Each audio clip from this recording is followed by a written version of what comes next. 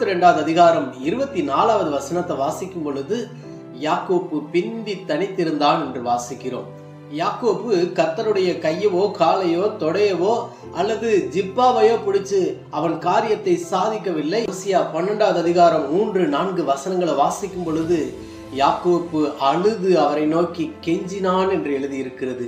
தேவ பிள்ளைகளே, உடைந்து போன உள்ளத்தினுடைய வெளிப்பாடு, உடைந்து போன உள்ளத்தோடு கண்ணீரோடு அவரிடத்தில் கேட்கும் பொழுது யாக்கோப்பை கடந்து அவரால் போக முடியவில்லை. பிரியமானவர்களே, அநேகர் சொல்லுவது உண்டு கண்ணீர் பலவீனம் என்று.